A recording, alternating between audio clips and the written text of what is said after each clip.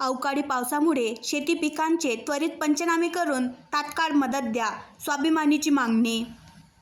15 February रोजी झालेल्या चक्रीवादळ अवकाळी पावसाने रब्बी पिकाचे खूप मोठ्या प्रमाणात नुकसान झाले. शेतकऱ्यांच्या शेतातील हरभरा, गहू, कांदा पीक नास्तेनाबूद झाले.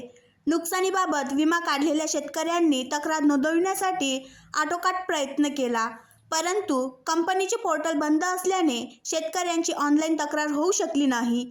त्यामुळे शेतकऱ्यांनी तत्काळ तालुका स्तरावर कंपनीने नेमून दिलेल्या तालुका विमा प्रतिनिधीकडे रीतसर ऑफलाईन अर्ज केले आहेत.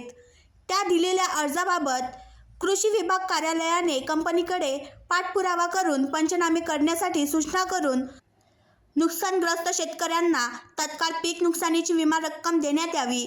यापूर्वी अनेक वेळा अतिवृष्टी होऊनही पर्जन्यमान यंत्र नादुरुस्त असल्याने पिकाचे नुकसान होऊनही नुकसानग्रस्त शेतकऱ्यांना भरपाई मिळाली नाही. त्याकरिता तात्काळ पिकांचे पंचनामे होणे गरजेचे आहे. तसेच विमा कंपनीने सोयाबीन व कापूस पिकांचा विमा रोखून ठेवलेला आहे. रोखलेली विमा रक्कम तात्काळ शेतकऱ्यांच्या खात्यावर वितरित करण्यात यावी, अशा तऱ्हेने निवेदन तालुका कृषी कार्यालयाला देण्यात आले. तत्काळ नुकसानीची मदत शेतकऱ्यांना देण्यात यावी, अन्यथा स्वाभिमानी शेतकरी संघटना सर्व शेतकऱ्यांना सोबत घेऊन कोणत्याही क्षणी आंदोलन करू, असा इशारा स्वाभिमानी शेतकरी संघटना शहर तालुका अध्यक्ष गोपाल तायडे यांच्याकडून देण्यात आला.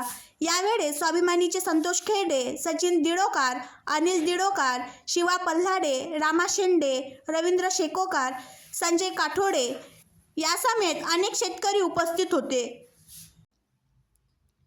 आणखी नवीन व्हिडिओ पाहण्यासाठी आमच्या देशमुख एक्सप्रेस न्यूज चॅनलला सबस्क्राईब करा, लाईक करा आणि शेअर करा.